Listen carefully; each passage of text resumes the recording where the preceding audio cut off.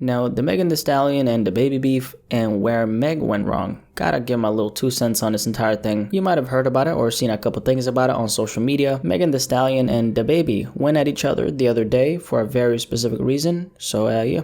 Let's talk about it. Now, Tory Lanez is actually the source of this beef right here. About a week ago, he dropped a new song titled Scat featuring DaBaby. Song is absolutely fire as hell, by the way. It's currently doing crazy numbers on YouTube. Anyway, so DaBaby's on this song, right? And he's obviously been cool with Meg. They've, of course, collaborated in the past. Aside from that, they've been friends for a while. All that. This all started on Twitter, though, when a fan put up a tweet and said, I guess DaBaby and Tory Lanez cool now because they both shot someone and don't have to do no jail time. This tweet is obviously referring to the whole Tory shot Megan allegations that Tory Lanez has obviously been up against since last year. And then regarding the part about DaBaby, well, DaBaby was, like a lot of people already know, involved in a shooting that went down in Walmart back in 2018, which resulted in the death of 19-year-old Jalen Dominic Craig. DaBaby was responsible for the killing, and the charges for that case were dropped back in 2019. So this is what that tweet is referring to as far as DaBaby. Now, what happened after this though was DaBaby accidentally retweeted that tweet and quickly then explained that he didn't actually retweet it on Twitter. According to him, there was some kind of glitch that stopped him from unretweeting the tweet. And by the way, he attached a screen recording of it, so you know it looks like it was true. Now, he obviously went out of his way to explain that because he's cool with Meg, someone who he considers a friend, so he doesn't want the public, the media, to run with the narrative that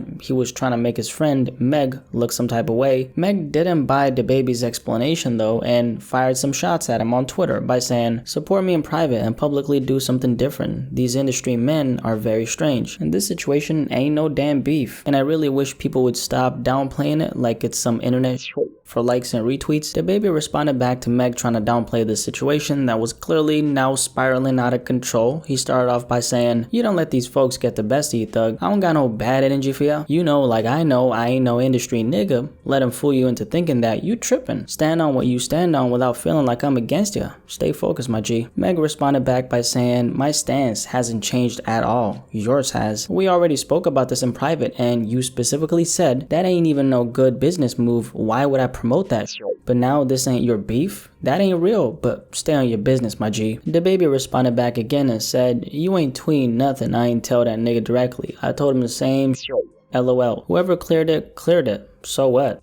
Still ain't enough of my business for motherfuckers to be feeling some type of way about my pretty chocolate ass. Getting into that don't feed my people. Luckily for DaBaby, like he said, he didn't tell Meg anything, he didn't tell Tory himself. This could have most definitely destroyed his relationship with Tory had that not been the case. Continuing, I don't even go back and forth with my own women on the net. Now I'm on this app going back and forth with another nigga woman about some another nigga accused of. How the hell does that work? Y'all niggas hell. Happy Juneteenth though. We started off this thing with a bang, didn't it? Love you, Meg. I know this is a lot of responding back and forth, but bear with me here, we're almost at the finish line. Now, Megan Thee Stallion's boyfriend, Partisan Fontaine, who's an artist himself, intervened and responded to DaBaby by saying, you a clown ass nigga doing clown ass shit, then trying to backpedal. Nigga, that's what it is. You don't ever gotta address her again. DaBaby replied back, and this is probably my favorite response of them all, and he said, you must not know about me, you must not know about me. Obviously some lyrics from Beyonce's song Irreplaceable. That right there, man, brings back so many memories. I used to listen to that song a lot back in the day.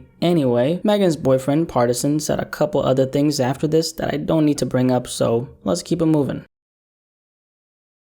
There we have it though. Tory Lanez is of course the source of this entire beef. However, this all spiraled from that accidental retweet on DaBaby's account. By the way, like I said earlier, I believe him because he actually attached a screen recording showing that he couldn't unretweet it. But Meg obviously felt like it was all cap and felt the need to air him out. I have a lot of things to say about this entire situation, and I actually want to discuss where Megan is wrong here, because I think she made a lot of mistakes here, a lot of very unnecessary missteps that you can't really go back from, and the worst of them all, publicizing a private conversation in order to gain an advantage from a public perception standpoint. Like DaBaby said in that tweet though, what he told Meg in confidence is the same exact thing he told Tory himself. So that's where Meg's attempt at trying to stir shit up for DaBaby, you know, trying to cause some problems for him, failed miserably. Going back to publicizing private conversations, the tweet like I showed you was this one, where she clearly stated, we already spoke about this in private, and you specifically said that ain't no good business move. Why would I promote that shit? Probably the worst thing she could have done here, because whatever was said in private between Meg and DaBaby, that's something that should have stayed private, and Tori obviously knew about this, right? So it doesn't really matter at the end of the day, but she pulled out that card as a response to DaBaby's very much downplaying response to her, because DaBaby was on the defense here. He was the one who was responding to what Meg said about these industry men being strange because they support her in private and publicly do something different. He obviously felt very targeted coming from his so-called friend, and like we've clarified, DaBaby's retweet was an accident. He showed us the receipts for that. However, let's say that it wasn't an accident. Would my stance be the same? Hell yeah, it would. Meg completely missed any chance to make herself look reasonable here. How DaBaby makes his money, none of her business. Let's just get that out of the way, and let's also get this out of the way. What Tori is accused of is still an allegation. I wasn't there that night when he allegedly shot her, and you weren't there. There's so many holes in that entire story, so many contradicting statements to the point where you can't in your right mind stand behind it 100% if you're on the outside. If you do, that's up to you, but the fact is, it's still an allegation.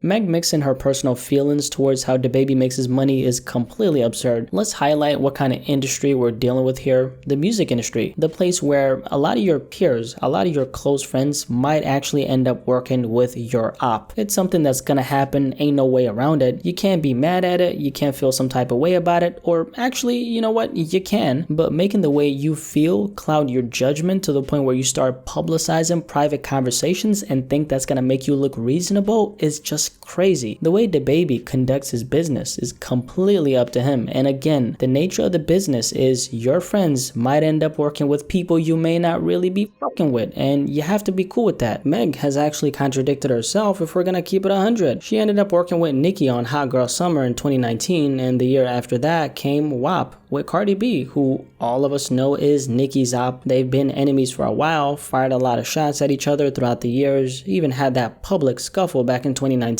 So Megan is trying to have her cake and eat that shit too, okay? Which that doesn't really work. She wants to have it her way without suffering any consequences. She's trying to hold her friend accountable for something she herself has done, and that's not cool. That shows a huge lack of self-awareness, and it's kind of the way she approached this entire thing that's so bad. The way she responded to DaBaby and sprinkled private matters over it like it was nothing. This is how you lose friends in the industry, by the way. Meg probably doesn't realize that the way she handled this entire situation has now probably stopped her from picking up so many potential bags in the future. People will go out of their way to help you when they actually like you on a personal level, especially in the music industry. It's the kind of business where, yes, everything is give and take. You gotta have something to give if you want to get. Ain't no different from life in general. If there's any kind of potential exchange that could take place between two parties who could not only benefit each other business-wise, but they also like each other as people, it's a done deal. What Meg did here though is show very poor character by trying to gatekeep opportunities from someone she considers a friend. The moment she made a song with Nicki Minaj and jumped on a record with Cardi B is the same moment she lost her right to speak on DaBaby's way of conducting business. Now this whole thing is kind of about Tory Lanez. She feels like DaBaby is being disloyal by jumping on a song with Tory, but the hypocrisy comes into play when she expects a certain standard as in behavior from her friends that she herself can't, or won't for that matter, live up to. I think this is a really good recipe for not only alienating a lot of opportunities you would have otherwise gotten because you're openly showing the world that you're not congruent with your own set of standards, and you're also going to create a situation for yourself where real friends in the music industry,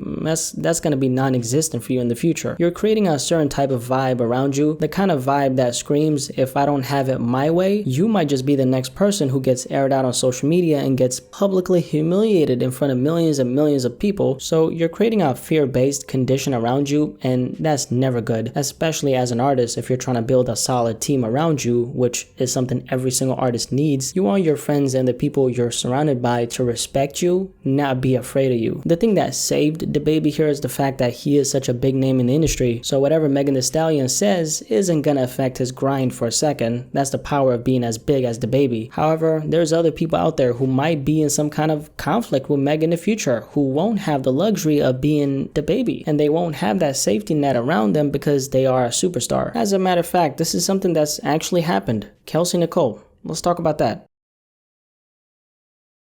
Now, Kelsey Nicole is Megan Thee Stallion's former best friend who was publicly humiliated by Meg on a song of hers after the Tory situation. The song is titled Shots Fired, and on it, Meg spits a couple bars aimed at her. One of them saying, "You offered M's not to talk, I guess that made my friend excited." This right here is a reference to the Tory situation where Meg is clearly alleging that her friend, Kelsey Nicole, was offered hush money by Tory in order to not speak up about what happened that night. Kelsey Nicole was actually getting major backlash after the whole incident went down because she wasn't revealing too much about what happened that night. Megan fans started going off on her, and I guess that's where their friendship ended. After the diss record dropped, Kelsey Nicole responded to Meg after she heard it.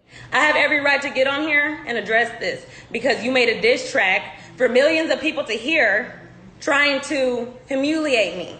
And I'm not hurt by the comments. I'm not hurt by any of that. But when it's coming from somebody that you really know, that's the problem. And Megan, I know you. We know each other. I know you like the back of my hand."